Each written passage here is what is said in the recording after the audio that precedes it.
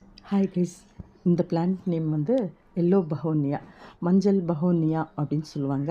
இது மஞ்சள் நிற பூக்களை கொண்ட தாவரமாகும். இதை வந்து மஞ்சள் மணி ஆர்கிட் மரகம் அப்படின்ட்டும் சொல்லுவாங்க. இன்னொரு பேரும் இருக்குது இதுக்கு. இது இந்தியா, இலங்கை, மொசாம்பிக் போன்ற நாடுகளில் காணப்படும்.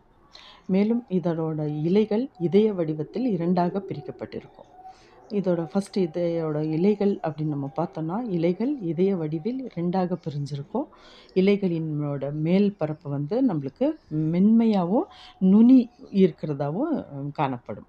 அடுத்தது அதோட மலர்கள் அப்படின்னு நம்ம பார்க்கும்போது, இந்த மலர்கள் அழகான மணி வடிவ மஞ்சள் நிறத்தில் இருக்கும். சில சமயத்தில் வந்து இதழோட அடிப்பகுதியில் ஊதா நிறமும் இருக்கும். இதோட காய்கள் எப்படி இருக்கும் அப்படின்னு பார்த்தோன்னா, காய்ந்த பின் கருப்பு நிற காய்கள் வந்து இதில் உருவாகும். இதோட யூசஸ் அப்படின்னு நம்ம பார்த்தோன்னா, மெயினாக இது ஒரு அலங்கார தாவரமாக பயன்படுத்தப்படுகிறது.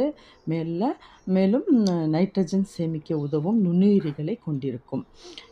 இதோட இடம் வந்து இந்த வெப்பமண்டலம், அந்த மத்திய தரைக்கடல், மெடிட்டேரியன் சி அப்படின்னு சொல்லுவாங்க.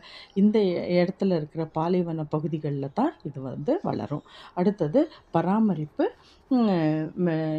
பராமரிப்பு அப்படின்னு நம்ம பார்த்தோன்னா, இது நன்கு வடிகட்டப்பட்ட மண் இதுக்கு தேவையானது. வறட்சியை தாங்கும், ஓரளவு நிழல்லையும் வளரும்.